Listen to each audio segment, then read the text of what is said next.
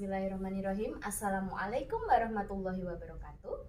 Perkenalkan, saya Desi Margianti Ratnasari, CGP Angkatan 9 dari Kota Surakarta.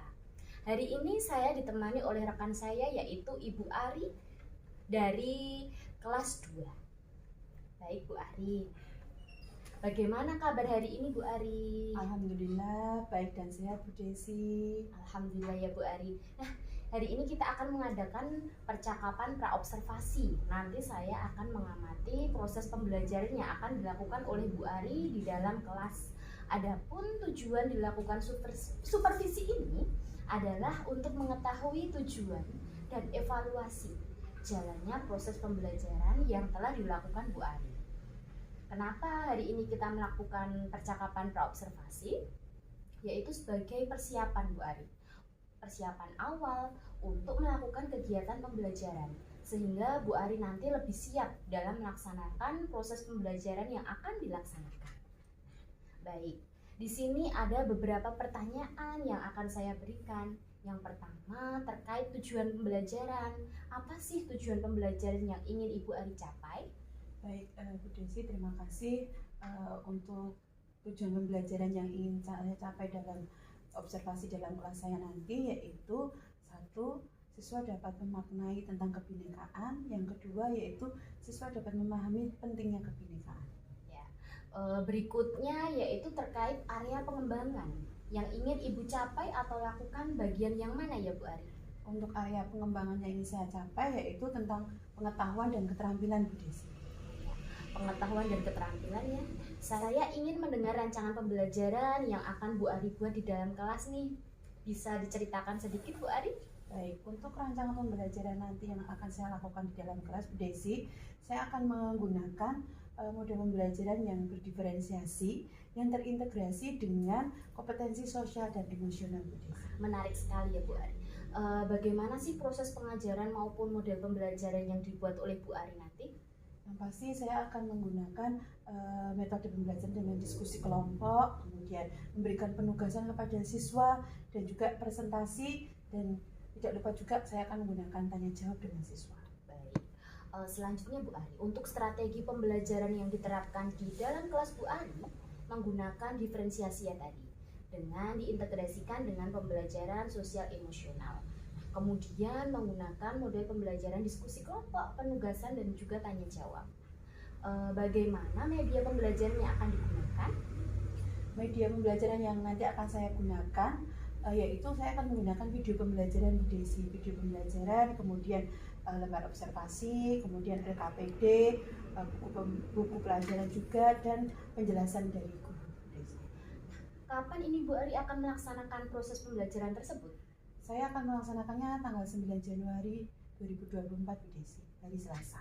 Hari Selasa di kelas 2 ya Bu Ari?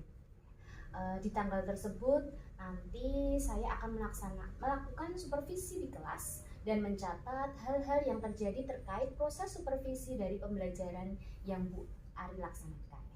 Nanti setelah Ibu melakukan kegiatan pembelajaran di dalam kelas, kita akan melakukan percakapan yang terakhir Bu Ari, yaitu percakapan terkait pasca observasi.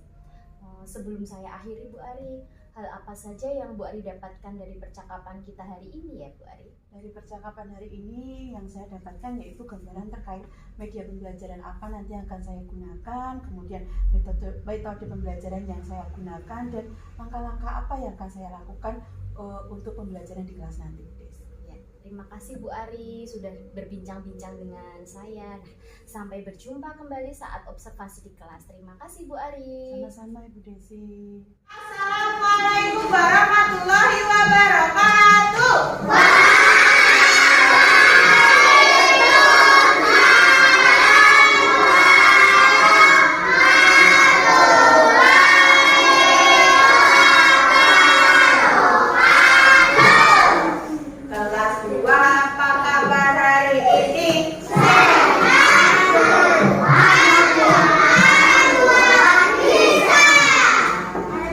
Terima kasih.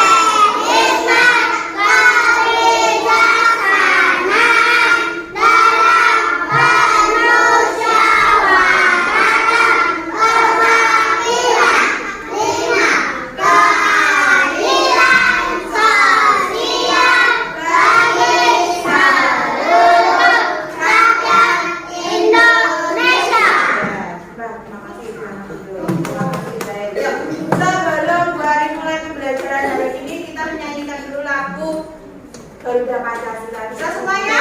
Nah, 1, 2, 3.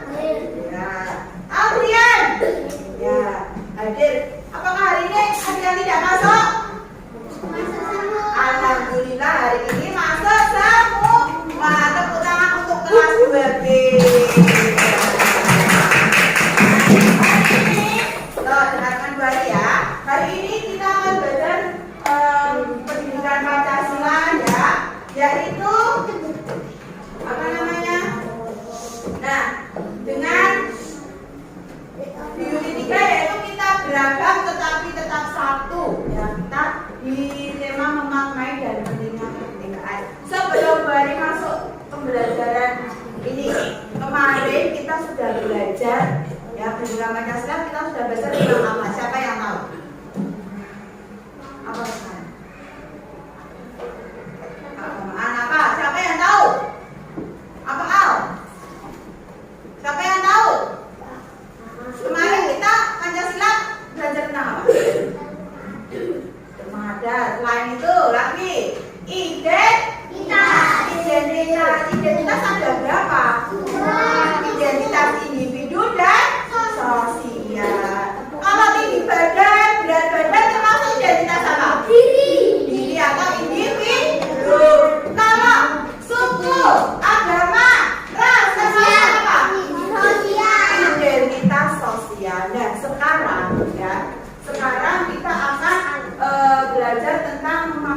setia berkorban untukmu. Pancasila dasar ada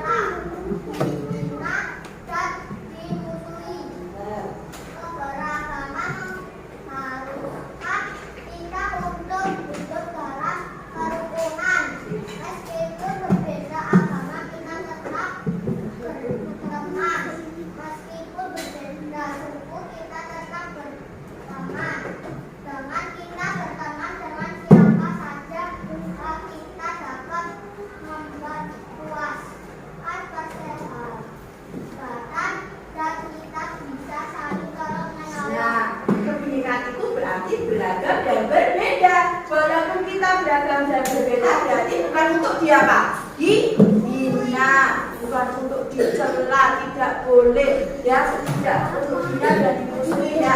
Meskipun berbeda suku, kita tetap berteman. Siapa yang di sini punya teman yang beragama Kristen? Aku. Semuanya punya. Dari juga punya ya. Siapa yang punya? Ya. Siapa yang di rumah punya teman atau saudara yang beragama Hindu atau Buddha? Dari punya. Nah, pintar. Walaupun teman kita punya teman banyak, aku senang. Ya. Senang atau tidak kalau temannya banyak? Yuk, sebelum balik masuk, silakan anak-anak. Selanjutnya, anak-anak juga.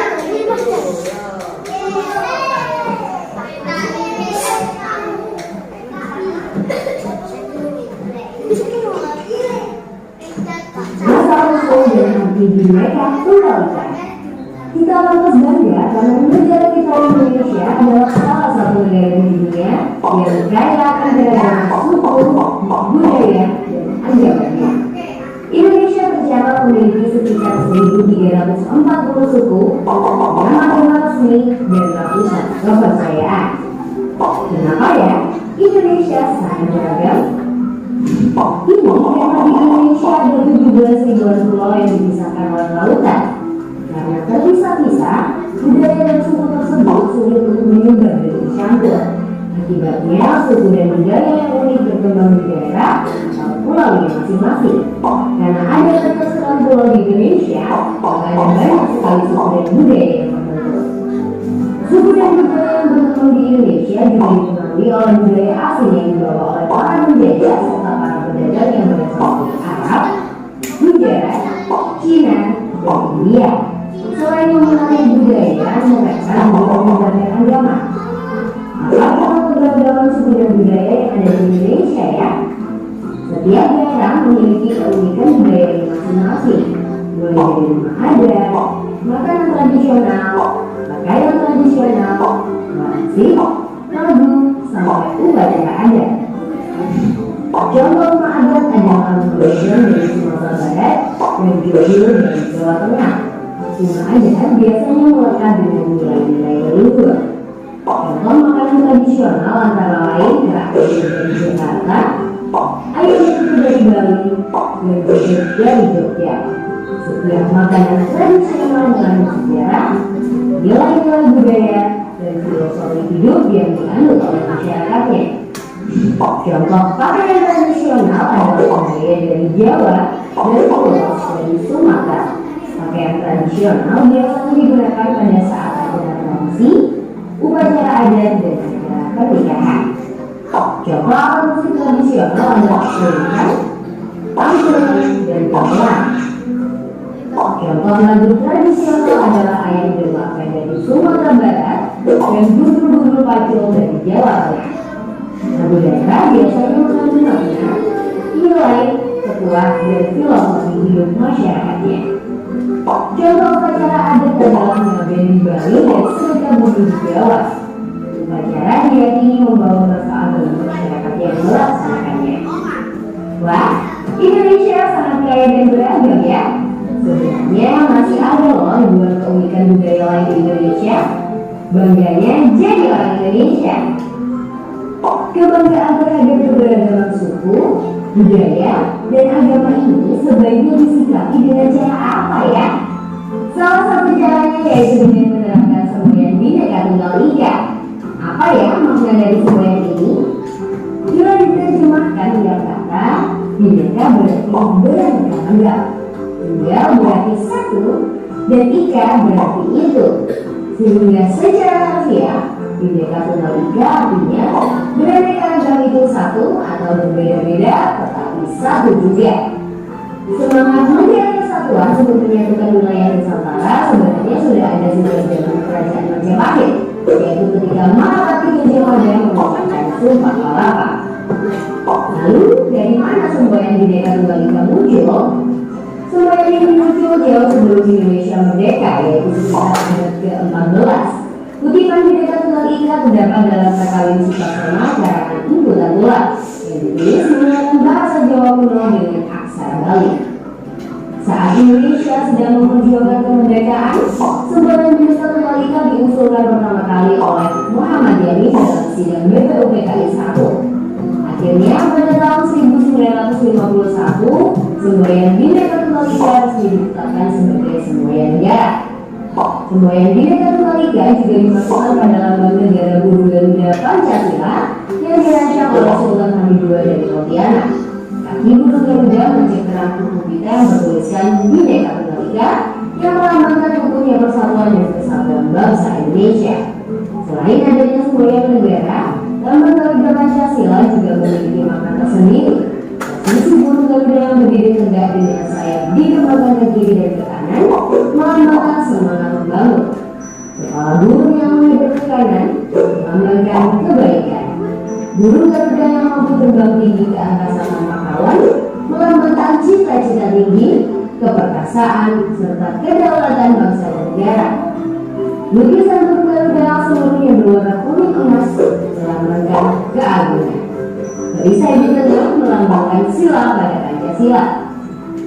Bulu sayap yang berjumlah 17 helai, bulu ekor 8 helai, di bawah perisai 19 helai, dan di leher 45 helai melambangkan tanggal kemerdekaan Indonesia. Bagaimana? Sudah makin paham ya tentang keberagaman Indonesia dan semboyan Bhinneka Tunggal Ika? Bhinneka Tunggal Ika bukan hanya semboyan loh, tapi baik dapat diterapkan dalam kehidupan sehari-hari. Jangan berteman baik dengan orang dari suku atau agama lain.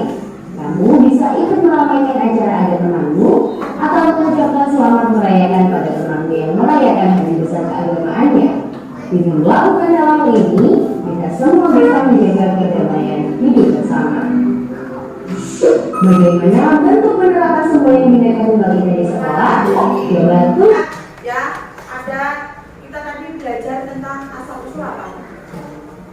Asal usul apa?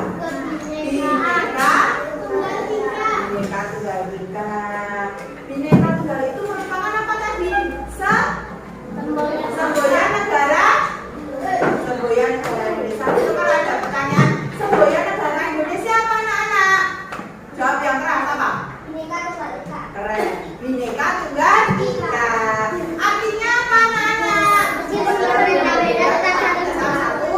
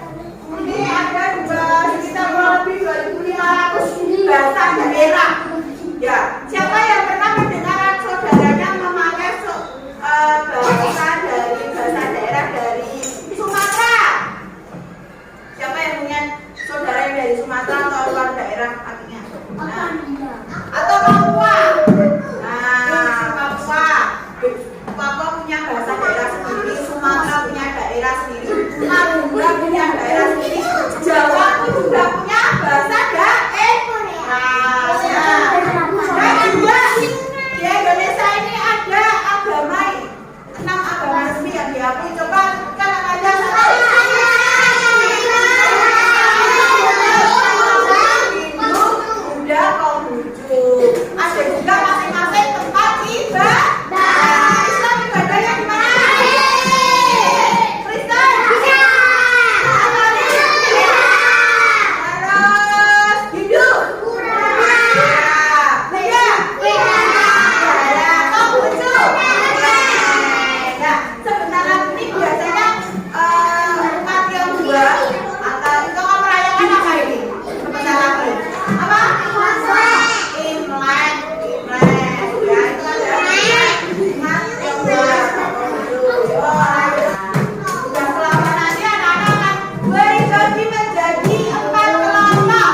Ya, dibagi menjadi 4 kelompok. Ada kelompok Do, ada kelompok Re, ada kelompok Mi, ada kelompok Fa. Ada Do, Re, Mi, Fa. Bisa nanti anak-anak akan menulis, menempel dan menulis. Ya. Ada yang akan menempel di sini, ada yang menempel, ada yang menulis. Bari akan memberikan contoh sikap keberagaman atau kebinekaan. Nanti ditempel di sini, ya masing-masing ditempel di sini. Terus dijawab nomor 1. Nomor 1. Ada nomor 1 apa yang terjadi pada gambar tersebut? Semisal di sini. Semua warga sedang bekerja bakti bersama. Terus, apakah menunjukkan kebinekaan? Menunjukkan atau tidak?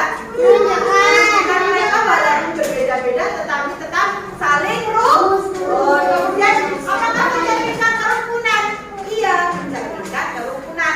Ditempel, ditulis bersama kelompoknya juga. Nanti maju presentasi. Bisa atau tidak? Bisa, yuk. Sekarang mari bagi kelompok dulu ya. Kelompok ini digabungnya jadi 1. Kelompok ini kapan? Biasanya gabungnya jadi 1 yuk. Ini ya. Sudah? 2 hari udah bagi kelompok. Ini kelompok apa tadi? Ini kelompok Re. Ini kelompok Mi. Ini kelompok Fa. Do, Re, Mi, Fa ya. Sekarang kelompok Do. Silakan siapa yang tulis, siapa yang tempel, terus menjawab pertanyaan yang ada di papan tulisnya. Ini ketuanya Prananda.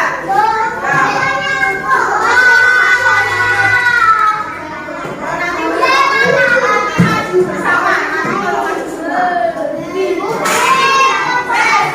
maju sini ketuanya adalah Alvaro.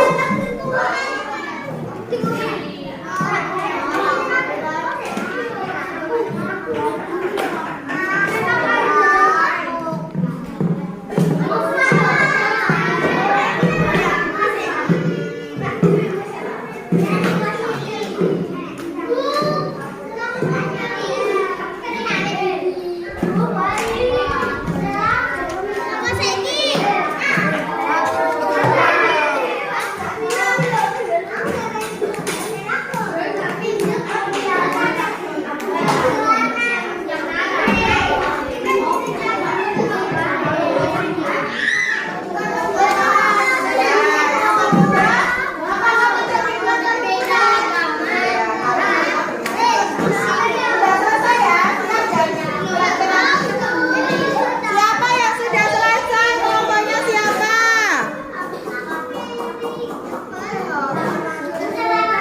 Kelompok siapa yang sudah selesai? Angkat tangan. Ya, tinggal di dekor boleh.